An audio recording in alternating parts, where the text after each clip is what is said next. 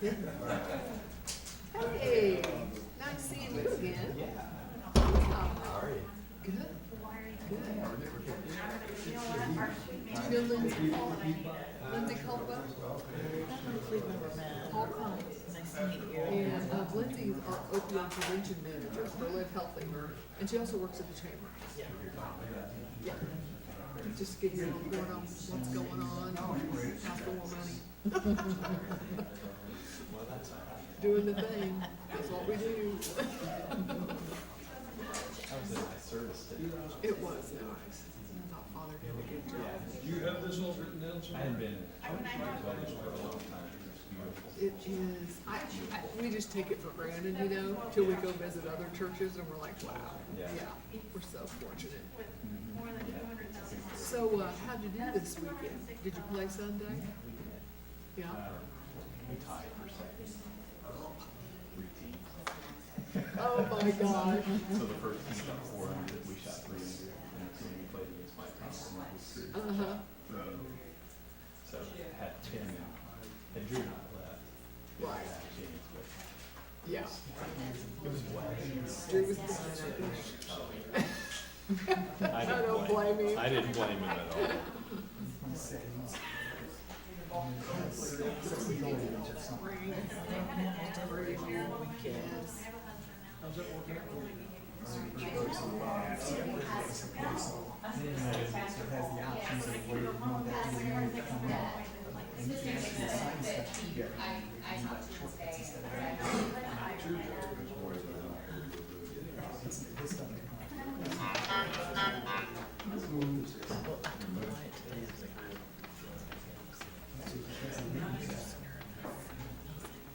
That could be it too. I think you can maybe part of it, yeah.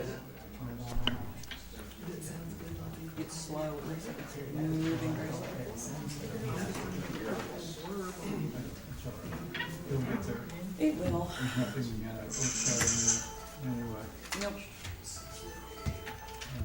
I was gonna say. Make sure mine's down. Ooh, good to see ya.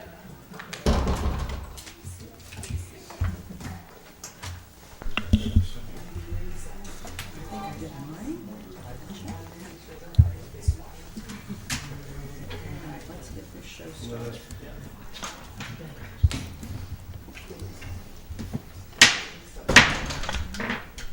At this time, we call to order this commission meeting for Tuesday, June the 9th, 2026. It is now 6:30. I want to welcome everyone that's in attendance and for those that are with us online.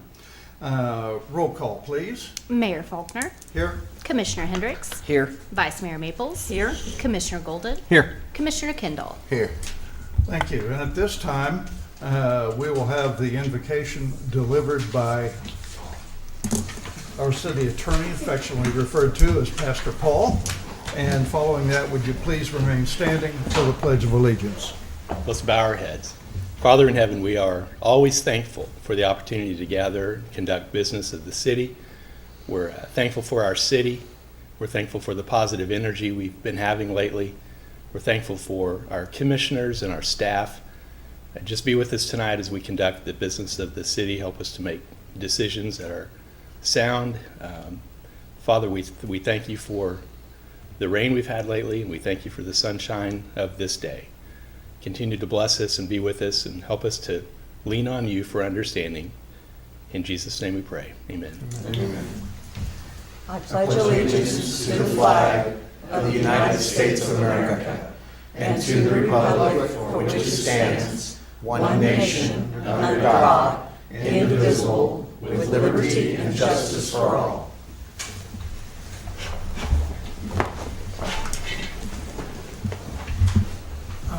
Thank you. Commissioners, have you had the opportunity to review the agenda? Yep. Yes, Additions or corrections? Nope. All right, then, move on to the consent agenda. Are there any, does anyone needs to discuss anything on the consent agenda? I have a question on the G-26-06, the ordinance. It says that there's going to be some changing of that and the 07, what is getting taken out and what is getting put back in? If I missed it, I apologize. So right now, the 2024 ordinances are the ones that we follow. We usually adopt every 2 years. They haven't released the 2026. I don't know exactly what the changes are, but Paul, I would say I don't think they're usually very big changes. No, they're not significant changes. So the UPOC, the Uniform Public Offense Code, and the Standard Traffic Ordinance, the STO, are booklets that are put out by the League of Kansas Municipalities and universally adopted for guidance in court.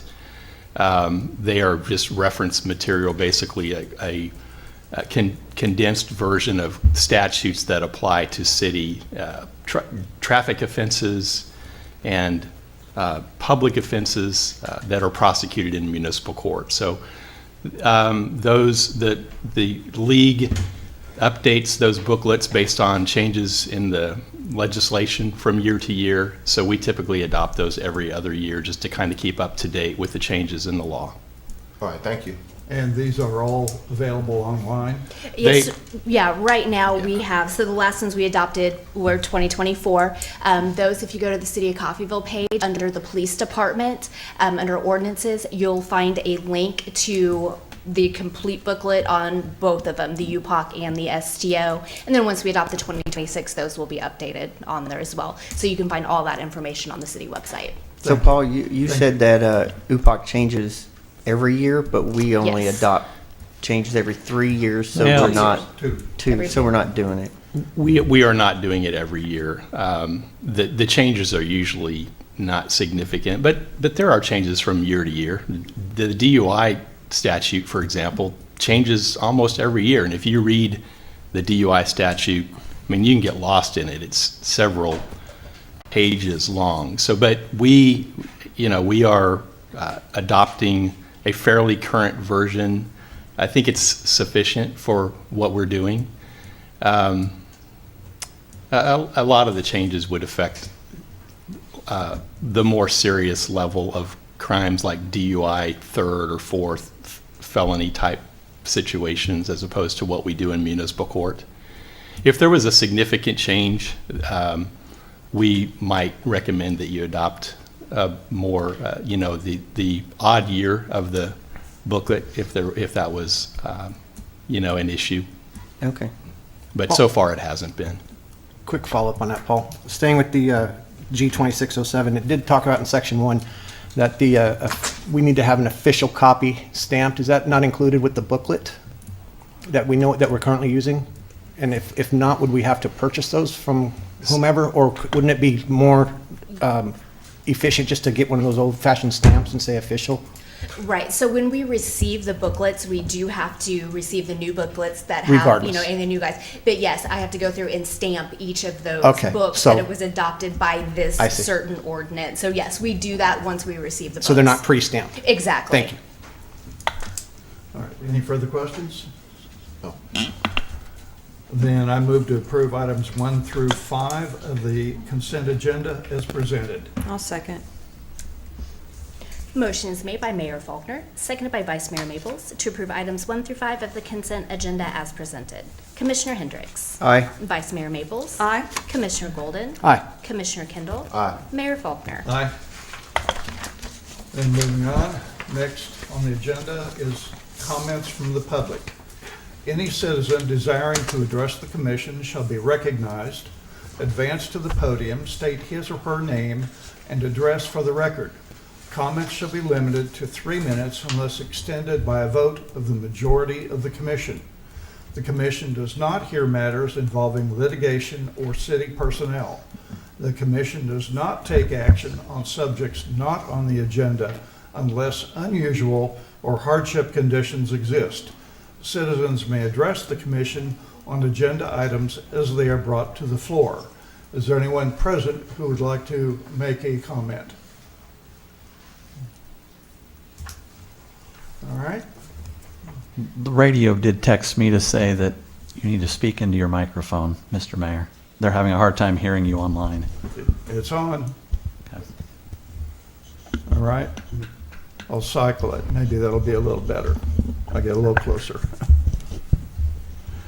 All right, regular agenda items. Presentation by Live Healthy Montgomery County. Marcy Roberts, Executive Director of the Live Healthy Montgomery County, will give the presentation. Marcy? Hello, good evening, commissioners and Good evening. mayor. Good evening. Thank you for having us here tonight.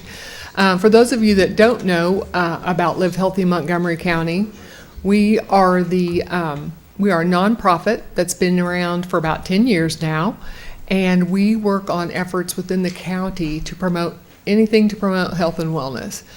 We research grants, we promote prevention practices, we assist in building trails, and you are familiar with the Union Pacific Park, which we were able to help with as well. So we're very excited about being able to do those things.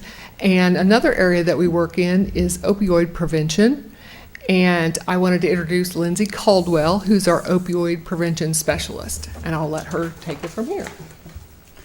Thank you. On behalf of Live Healthy Montgomery County, thank you for allowing us the opportunity to provide an update on our opioid prevention efforts and the impact of the opioid settlement funding provided by the City of Coffeyville. First, we want to express our sincere appreciation for your investment in this work. Your support has allowed us to expand prevention efforts throughout Montgomery County and increase access to life-saving resources for our residents. Since I came on board as the opioid prevention specialist in February 2025, we have made significant progress in opioid prevention and overdose response by distributing more than 300 boxes of Narcan throughout Montgomery County, distributing over 500 doTERRA drug disposal systems, helping residents safely dispose of unused and expired medications, hosting 2 opioid awareness town hall events here in Coffeyville and Independence, bringing education, resources, and community discussion to residents. We've begun planning our 3rd opioid awareness town hall scheduled for September in Cherryville. We've partnered with the Coffeyville Police Department to promote National Prescription Drug Take Back Day, resulting in the collection of 19.5 pounds of unused prescription medicines. Establishing public access locations throughout the county where residents can obtain Narcan and doTERRA packs free of charge. These resource boxes are located at public libraries and food banks and are regularly monitored and restocked.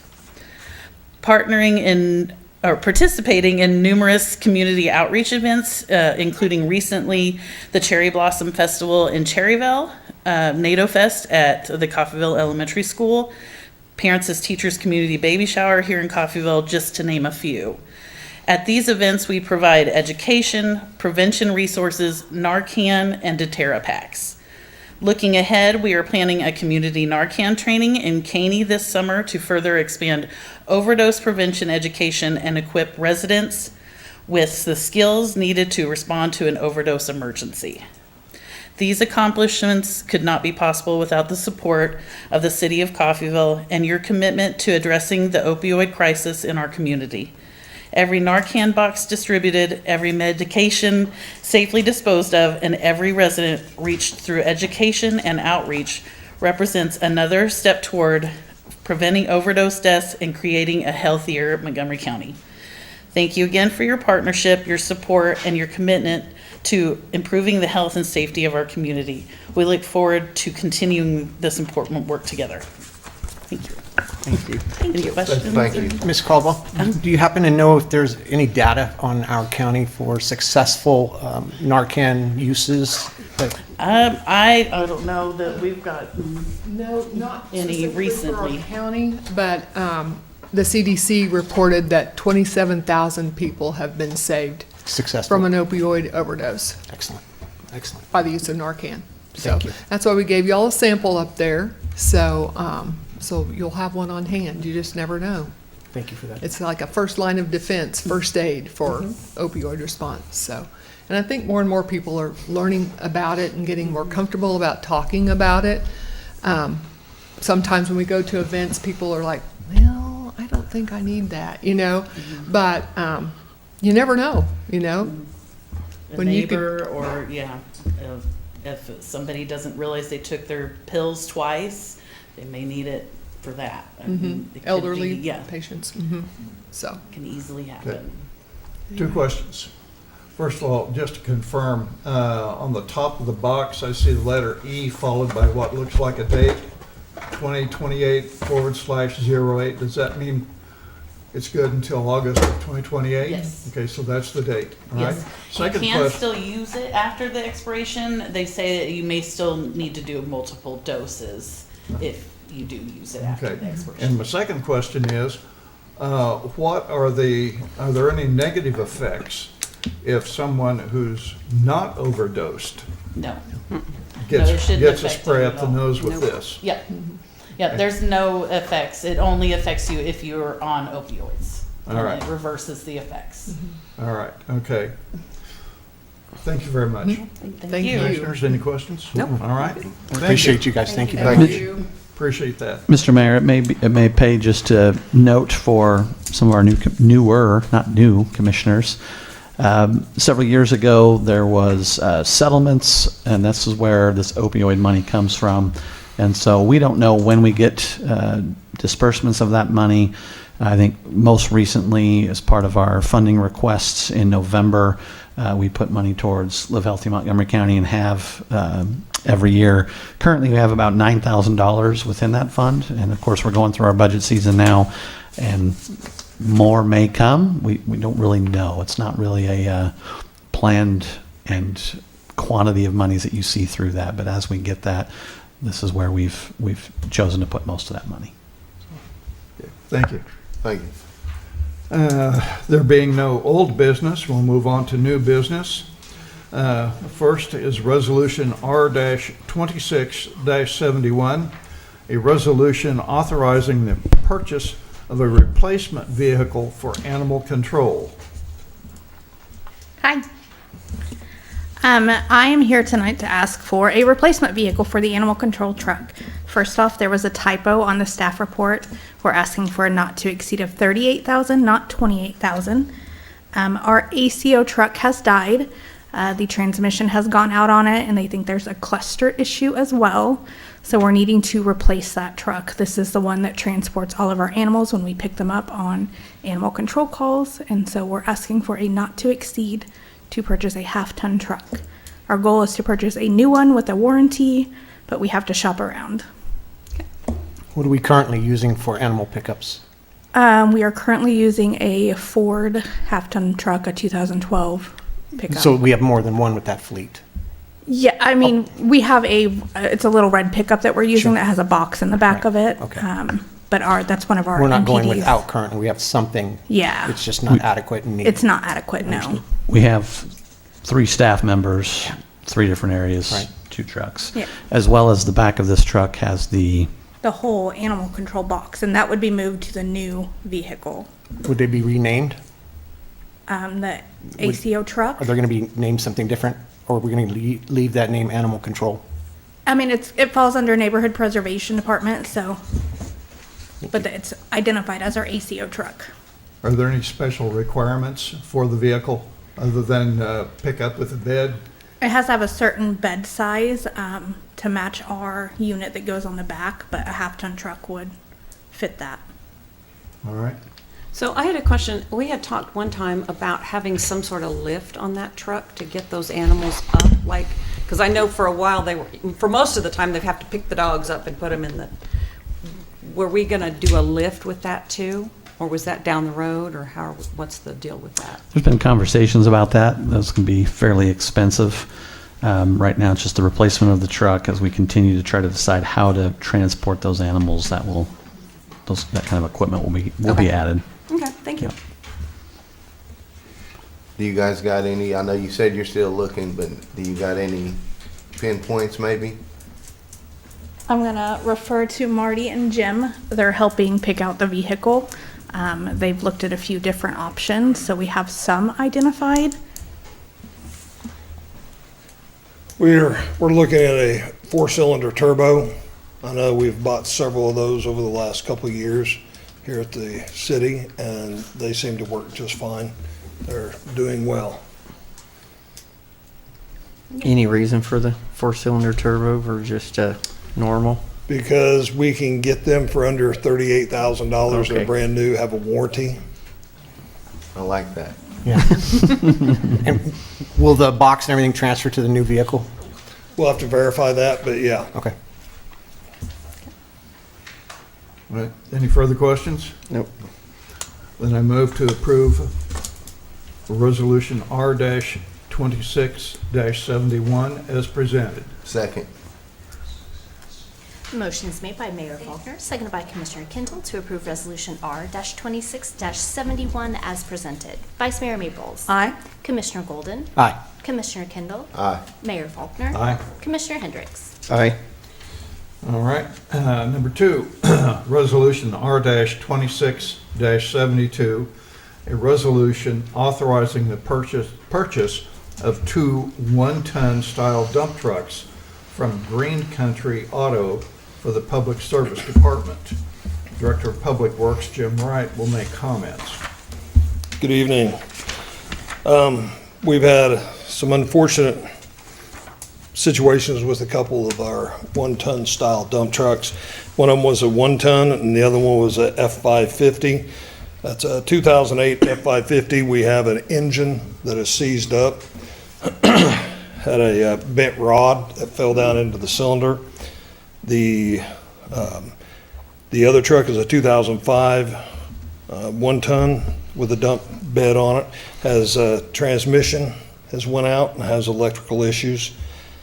So we are wanting to sell those 2 vehicles and buy the 2 that we had sent you packages on. One is a 2016 Ram one-ton 4x4 diesel with a dump bed, and the other one is a 2016 Ford F550 four-wheel drive with a dump bed.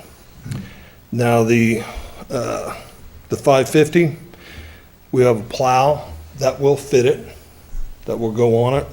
We'll be looking at getting a new electric spreader to go on the back end. The one-ton, we do have a plow, but we'll have to get a separate bracket, a different bracket for a different manufacturer, and the electrical to go in with that for the plow, and also a new spreader for it.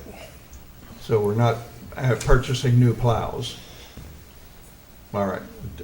Under special notes, it almost gave me the impression we were going to have to purchase all of that hardware. We're gonna have to purchase some. No, I mean the whole plow. The trucks that we have, they have plows and spreaders on them.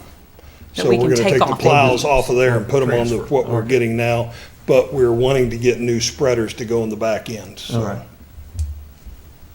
On the Ford, on the work order you sent us, it says it needs total service and has a PTO noise. Yeah, the notes that the mechanics made when they went down there, they were not concerned to them. They just wanted to make the notes of what they had heard, so. Well, my concern with that is we spend this amount of money on one truck, and then, 6 months down the road, the PTO goes out. Then we got to spend X amount of thousands of dollars to get it replaced. Correct. Do these come with any kind of warranty? No, they do not. And then it needs total service, and I think this says it has a little engine blow-by. This is on the Ford. Correct.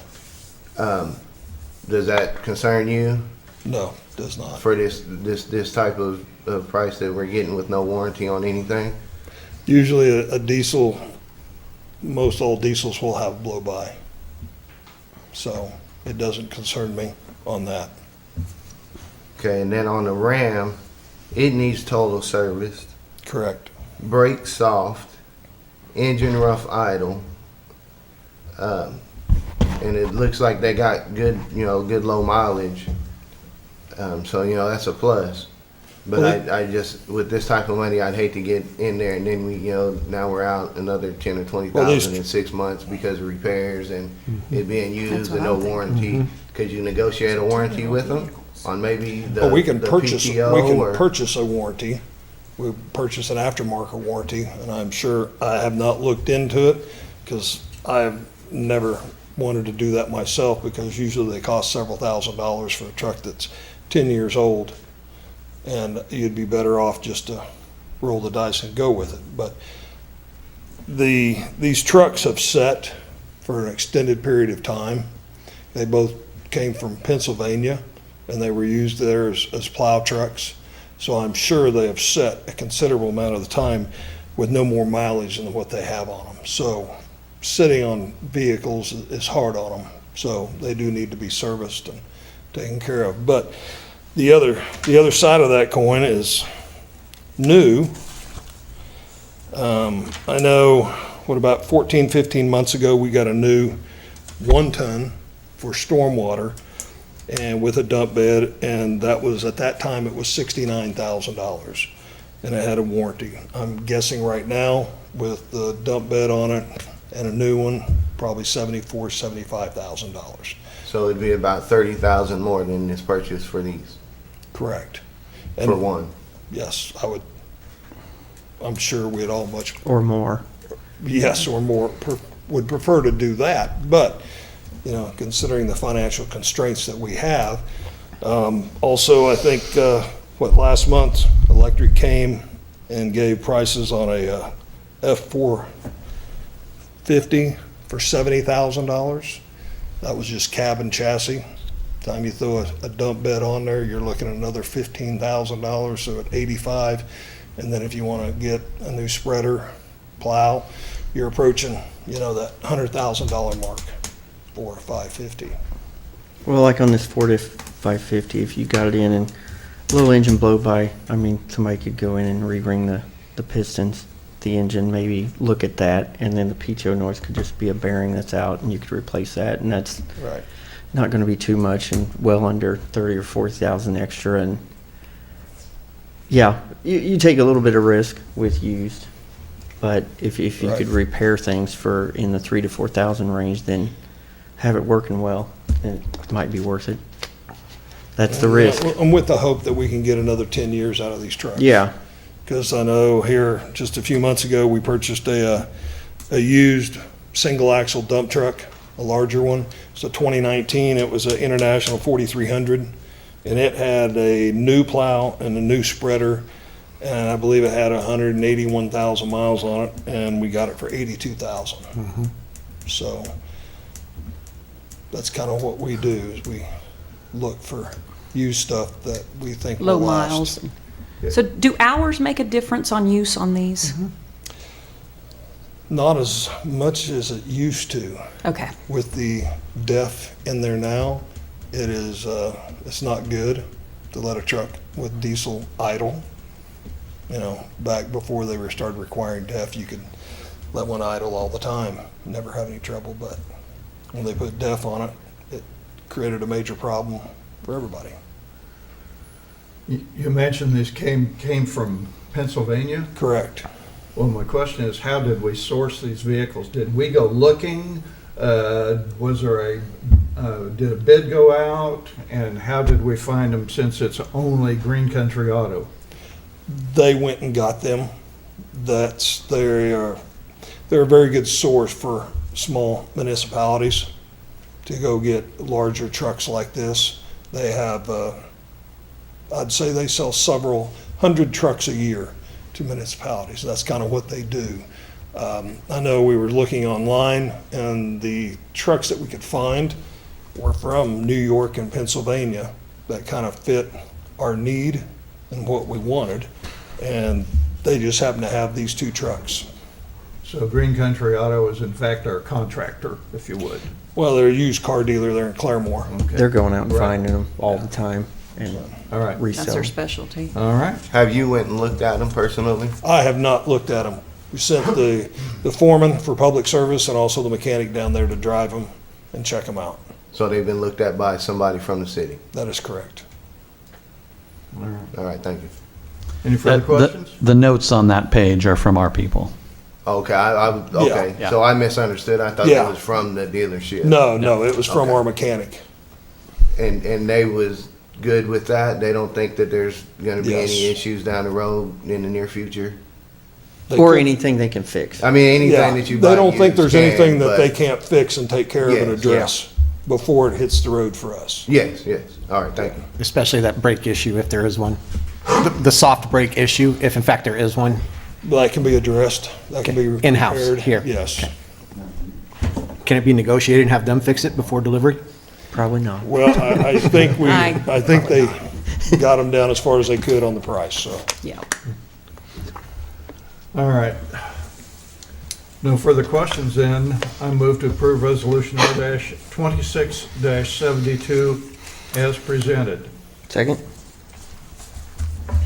Motion is made by Mayor Faulkner, seconded by Commissioner Hendricks to approve Resolution R-26-72 as presented. Commissioner Golden, Aye. Commissioner Kendall, Aye. Mayor Faulkner, Aye. Commissioner Hendricks, Aye. Vice Mayor Maples. Aye.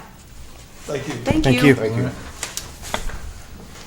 Next, is Resolution R-26-73, a resolution authorizing a demolition contract with G&G Dozer for 6 structures within the city of Coffeyville to be taken down. Director of Community Development, Amber Dean, will make comments.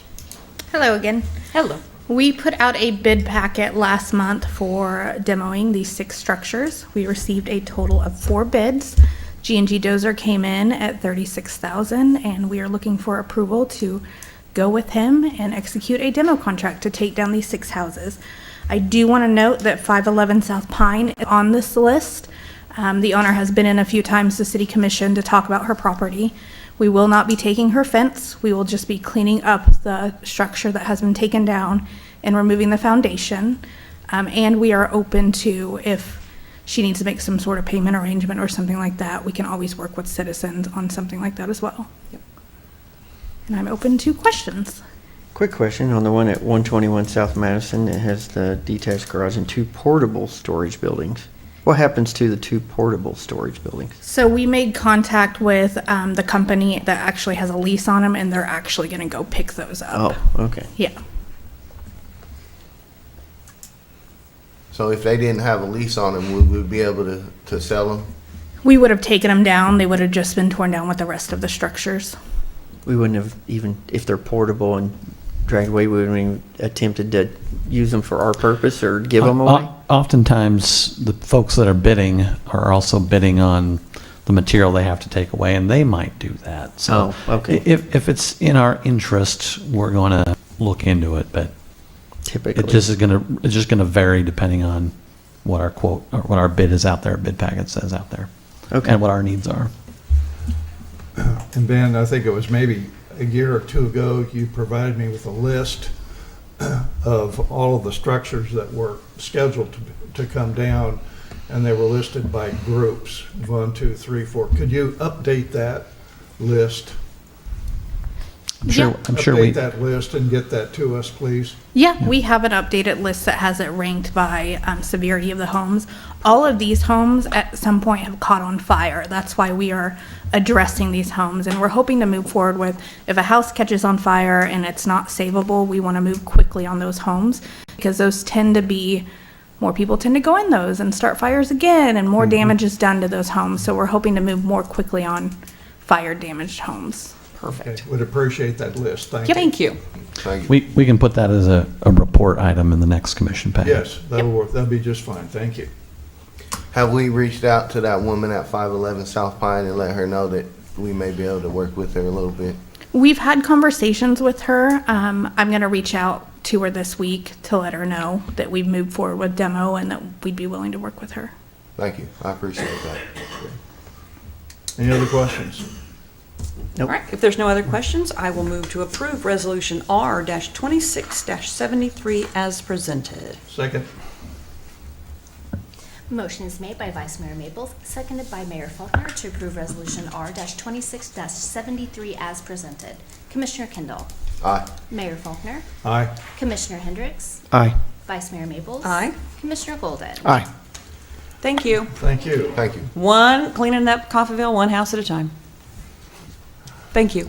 Thank you. All right, that concludes the Those numbered agenda items. Next is the city manager's report. Thank you. A few items this evening. You see that should be an invite up there. The story with that invite is Commissioner Edwards, probably over a year ago now, had brought a map. I think I've talked to you commissioners about this before. Had brought a map and pointed out that 166 here is named after Martin Luther King Jr. It's a memorial highway. So we started doing some research. I found that was a state statute back in the 90s. And so it reached out to KDOT. It took several months, didn't know where those signs disappeared to. And so KDOT reproduced them and has put them back in the ground. And so there's an invite there to go back out and recognize that that is a memorial highway. And of course, you're all invited to participate in that. The trail is pretty much wrapped up. We are setting a date for the, are we calling it grand opening? We call it ribbon cutting. Grand opening of our trail. If you'll go by, you'll see that the ballards are in. It looks very nice there. That project is just about complete, and so we'll be getting you that date and information for the grand opening of that trail as well. I want to say good news. It's sort of good news. I think members of our community will feel that it's good news. So we had a meeting with Watco, the railroad. We've had a lot of conversations with them. They came in, we had a meeting, and there's some opportunity for us to have a reimbursement agreement with them. And part of that reimbursement agreement would mean that, and I'm going to say the word hopefully, I don't want everyone to bank on this, but hopefully some crossings will get done sooner. And so we have started the process. Paul's commented on this agreement and some of the terms we need to have in there. The first one will be for Willow, and it would be this year. And they're hopeful that this can be done by end of July. We're a little skeptical of that time frame just because of the agreement and the details, but they seemed hopeful that that could happen. That means with that one that we'll probably have to put in about $100,000 to $150,000 in reimbursement, which is about 50% of the cost there to do that one. We went through and we met on several of the others. They're classifying, I believe it's first and fourth as the next two on their list that need to get done. All total, we're looking at probably having to put in about $500,000 to $600,000 in our costs to get this to happen sooner. So we're going to test the first one with them. We'd like to test the first one with them. So once we have this agreement finalized, we'd have to bring that to commission to move forward on it. It's essentially, they're a business like any others. They've got thousands of crossings, and this is trying to get us to inch forward in the timeline to get these kind of things done. So it'd be great if they would just show up and take care of them all. It's their property. It's their problem. I did tell them that I'm going to put a giant poster out every time we do these and tell everybody that we got this done and not give them any credit. And they laughed at that, but I'm serious too, because we shouldn't have to do this. This is their property. That's a lot of money. Seems like they're being rewarded for dragging this out. Yeah, I think so. But again, with the quantity they have and the funds they have available. Now they apply for grants that are federal grants, but again, there's so many to do that they kind of pick and choose where that happens. So yes, we got a hold of them. There's some new reps in our area. They're trying to assist us to get ahead in that line. So ultimately, Commission will bring that decision to you. Do we want to spend this level of money to go get something like that done? And so once this agreement is finalized, we've sent it over to them. Hopefully we'll have that back here by next commission meeting, and you can determine if we want to go in essentially 50% with them on this first one. And we're just going to do an agreement on just that one as a test case to see how this goes, if we're all holding up each other's side of the bargain. If it's successful, we'll come back with plans to do two this next year, first and fourth as well. I don't think we should have to pay for their negligence. Yep. I do not disagree with you. And it sets a bad precedent because now other businesses are going to want to negotiate for us to pay and the taxpayers to fund it. yes, taxpayers drive it, but they're supposed to maintain it. They're a multi-billion-dollar corporation. Yeah. So they should have the money to fix and upkeep their own within their business frame. Yeah, they don't.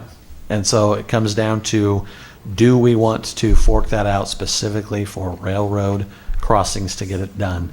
I believe, because they've been telling us from the beginning, that they're going to do this one on Willow, without our support there. So we could go that route and just say, yeah, right, you're going to do it, and see what happens. So really, again, this is going to be up to commission on, do we want to set that precedence with the railroad? Unfortunately, I think the position we're in is that if we get to them first and we can commit their side of the money and we're willing, we're going to be at the front of the line. That doesn't mean that they're not doing the exact same thing with other communities.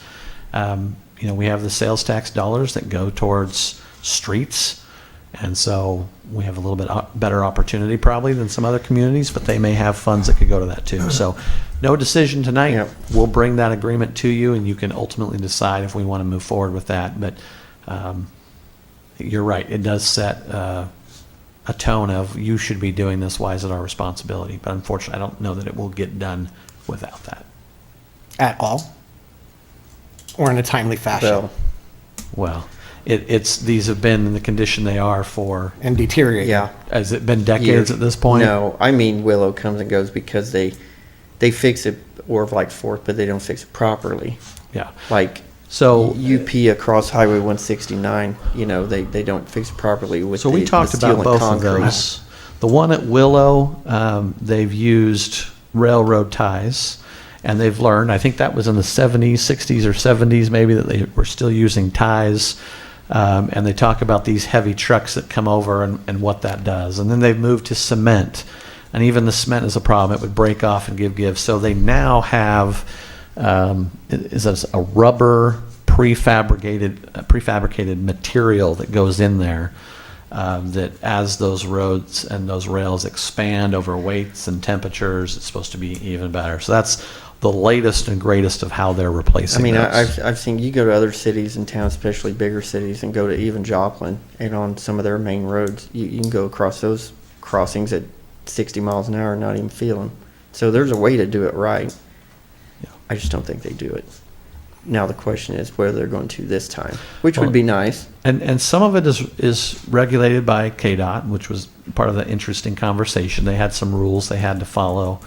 They did talk about, you can get on and see, I think it was on the KDOT website, Jim, where you can go and see what they believe the average crossings are within that. So they've got a lot of data on there. KDOT does make them have certain requirements. On First and Fourth, there's some requirements there on the lights for the crossing. But What I'm still shocked at is there's no federal law or rule pertaining to the condition of crossings and how passable they are. And they're not held. I guess that takes more call to the Federal Railroad Administration. Ben, I got a quick question for you, and then I've got a follow-up for you, Paul. You used one word that struck me quite nicely, and then it seemed like you backtracked on it almost, reimbursable. You used that twice, actually. Yeah. But we're spending money. That doesn't sound like reimbursable. essentially, the agreement is that we will reimburse you for 50% of the work. Oh, we reimburse them? Yes. Not the other way around? With an up to amount. So they're going to have contractors. There's multiple options there. Their people could do it. They can have contractors that they generally contract with. And then we could do a portion of that work. So we would probably come and do the traffic control. They won't have to go and pay $3,000-$4,000 to shut down a road.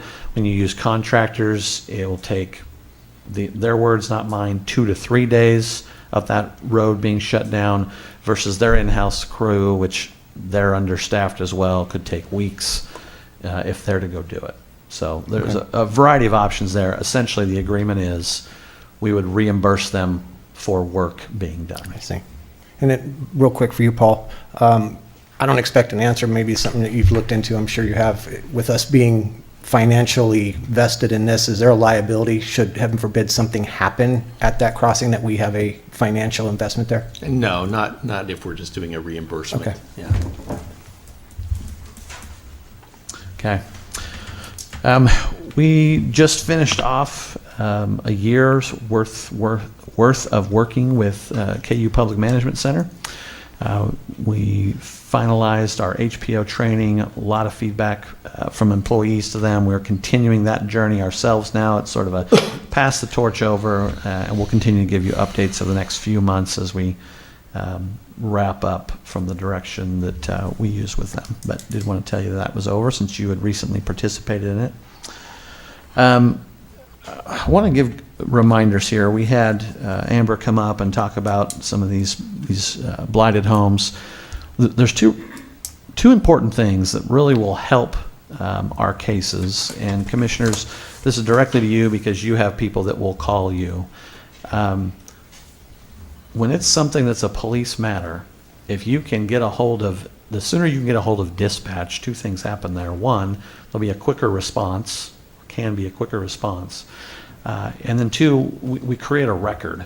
We create a history of things that are happening. And so sometimes we find that residents are not calling dispatch. They're texting you. They're waiting for you. And so that may take a few hours or a few days. And then you're reaching out to staff, and that might go through me or through the chief of police, which takes more time. And so really encourage the folks that reach out to you, call dispatch. That doesn't mean don't then follow up with staff. I think that's great, but really in order to get the quickest response, it's important for those residents to still call dispatch, not just you because they have a connection with you. There's an important reason there. And I would say the same goes for, code violations. You can get on our website and report those code violations. People that do that oftentimes will remain anonymous. They can remain anonymous, and that's fine. But when it comes to code violations, oftentimes these things will end up in court. And court is looking for evidence. And so when it's anonymous, it may just look like just the city is coming in, and that can be more difficult to fight or to challenge. Generally, we're still going to win that. But when people are willing to say, hey, this is a problem and I'm being affected by it, that will help us in that process. The other thing that helps with putting in, whether it's anonymous or not, is we have a system, the same thing, that tracks these violations across the properties. We track how quick to response time. So same thing, if you have people letting you know about tall grass, junk in yards, old cars, I would encourage you to tell them as well. Get on the city's webpage, go in and submit that, and that you can follow up with me as well, or any of our staff. That's not a don't do that, it's just encouraging residents to act the other way to really help get that resolved in a more timely fashion, and tracking it. And to be clear, when you say call police dispatch, that means the police non-emergency number, not 911. Yep. Call the Call the police non-emergency non-emergency number. Non-emergency. And that number is 252 6160. 252 6160. Okay.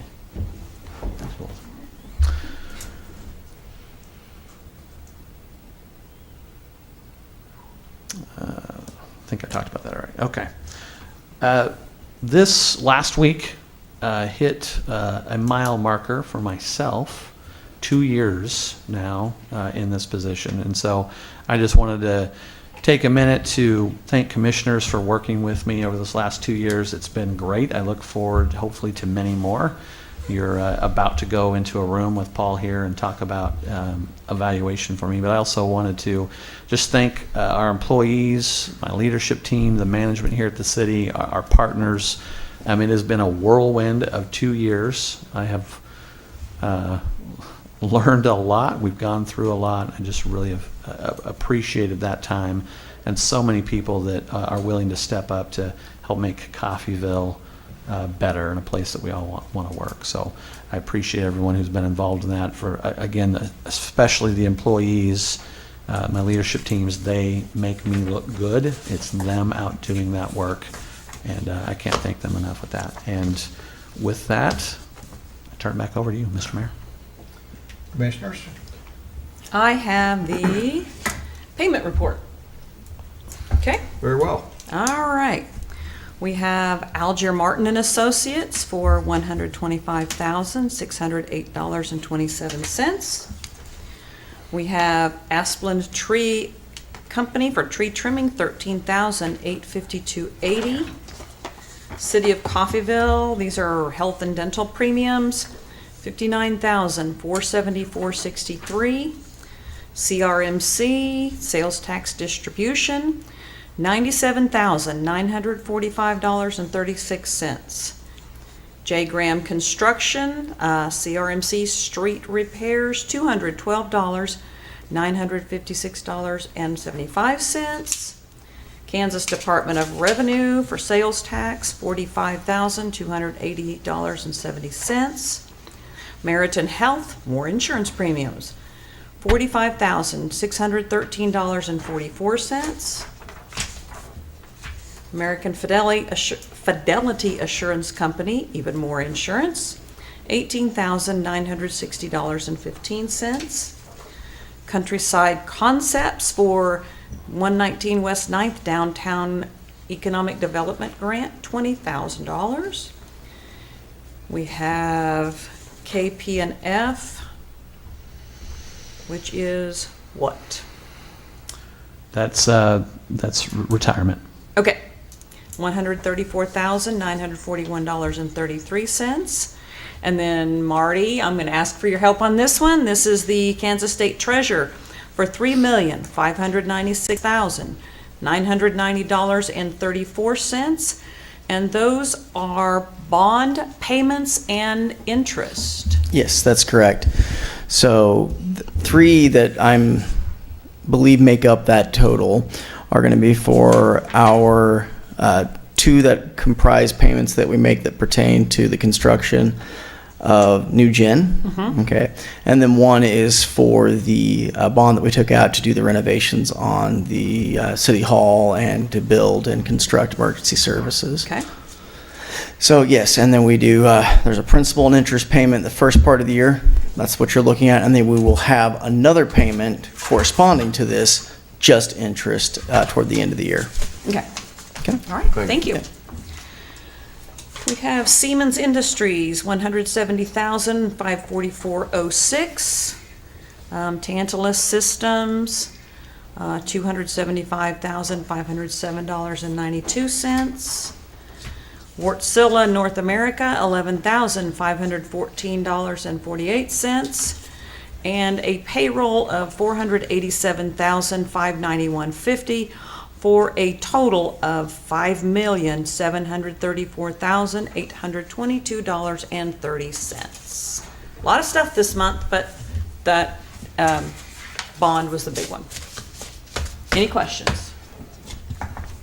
Not about that. Yeah. Okay, that's all I had. All right then, commissioners, individual items. I do.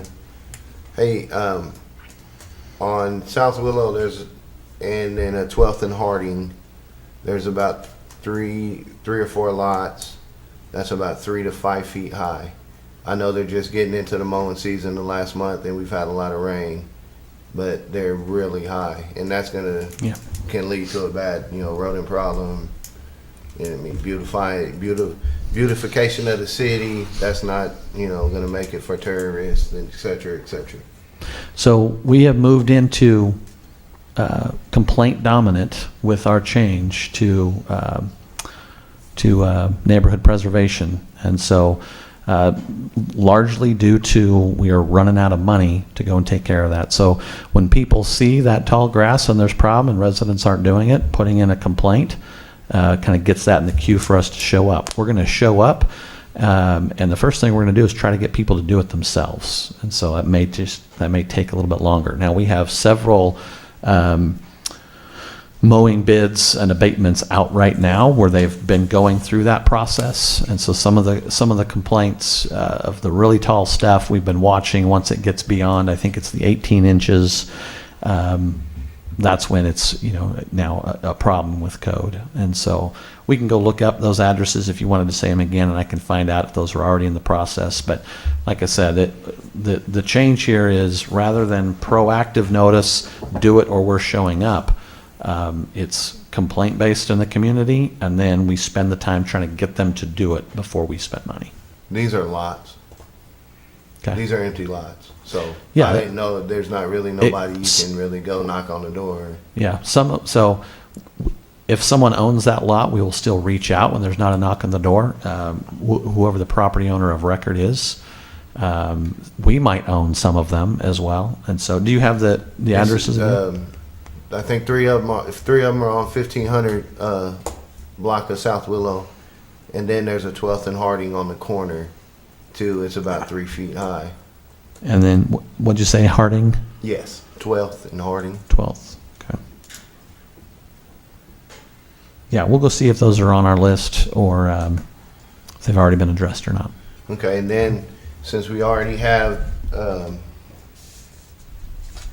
Live Healthy Montgomery County here that does investing in addiction and opioid and what they presented to us, is there a way that the city can do anything to help the mental health and the addiction resources, maybe programs? I know this is a big thing with Commissioner Golden and myself. Does the city do anything like that? I know we have Fort County, but We Yeah, give to there's- Fort We County. give some money to We Fort do County. give to We Fort give to County. Fort County So every year. we fund 4 county for work like that.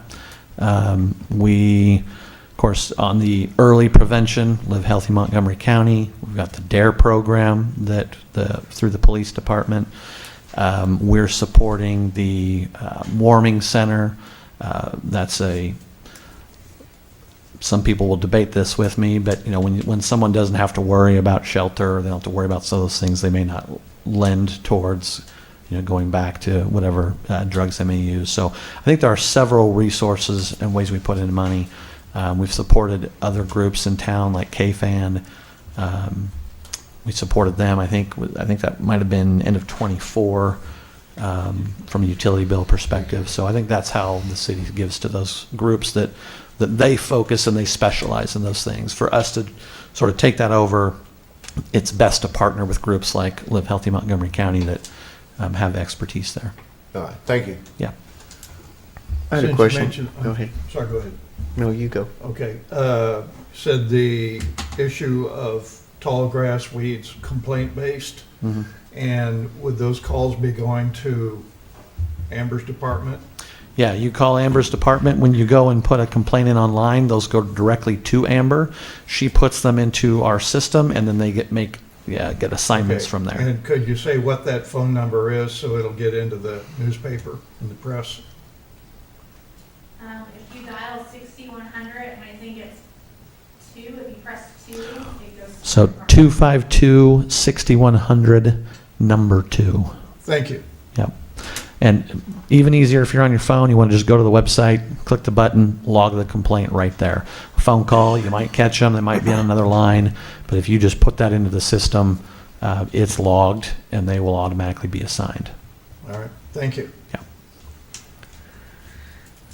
I don't recall, so somebody'd have to help me. What is KPNF again? That's the retirement system. Okay. There's CAPERS and then KPNF. is Well, the- I noticed you had, okay, there's KPNF and there's KPERS. There's Yeah, separate. KPNF is for police and fire. Enforcement firefighters, that's who we will take it to. Okay, Yep. gotcha. I've got one quick thing on a good note. In my travels over the last couple of weeks, and I'm sure our community's travels up and down 8th Street has been cumbersome. I think it would be a good way to use it, and a lot of the contractors that are working on 8th Street are definitely not as aware of oncoming traffic as we would like them to be. However, I noticed today we had a city job site on the west side, on West 6th, near the high school and the trade school.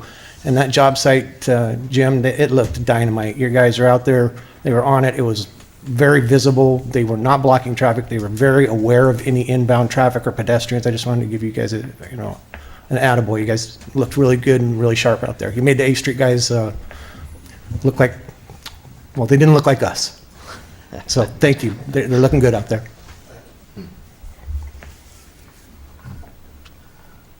And the other, Yeah, I had another comment. Starting last night and this week is a tennis clinic. going on at the courts there. So that's been a nice thing going on with lots of kids doing that. I was, my wife and daughter had a dance recital on Saturday, and it was up in Independence. And so I was there.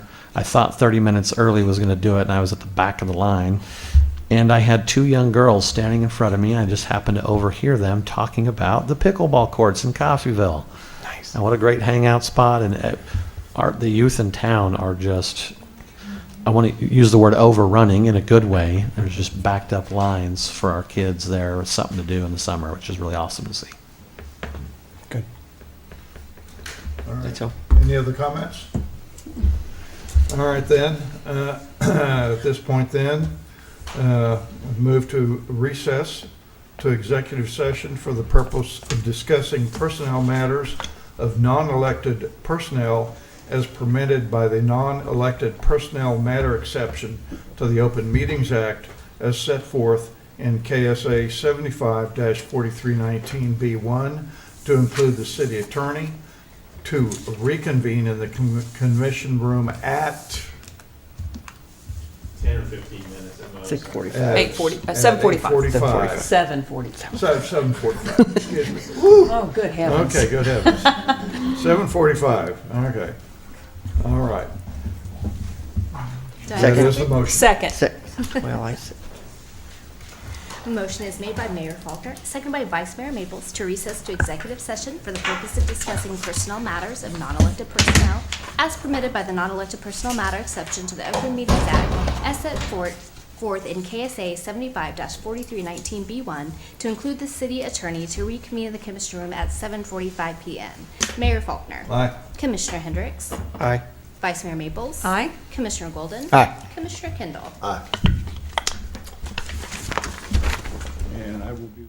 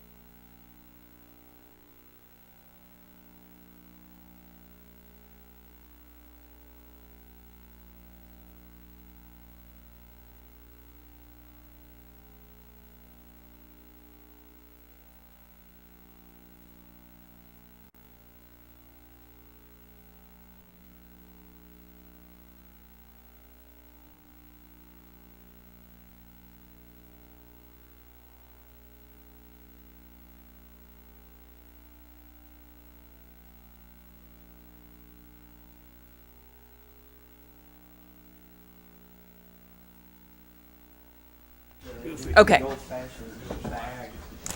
Okay. All right, at this time, commission reconvenes. There was no action taken. However, at this time, I would like to announce that the next city commission meeting will take place on Tuesday, June the 30th, instead of the 23rd. There will be a 1-week delay in the regular meeting. So the next meeting will be on the 30th and not the 23rd. That's wonderful. I will not be here. I am at the American Public Power Association meeting. GRDA is sending me that. It's in Boston. But I can probably do that remotely myself. So, The other option is to punt, not do it at all. So it's because I'm out, he's out next week.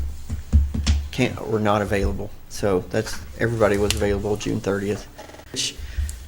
It's 3 weeks from now, and even if we had it the 23rd, we were going to have 3 weeks from that to the next meeting in July. Right. So it's kind of a, We do have a couple of things that, from a timeliness perspective, we would definitely want to get at least on the consent agenda for a meeting like that. Okay. I know that punting any further out than that would be. yeah, we need to have the good thing. meeting. June 30th. Okay. All right. In that case, any further discussion? Nope. I move to adjourn. Second. Motion's made by Mayor Walter, seconded by Vice Mayor Maples to adjourn. Can I see a show of hands? Thank you.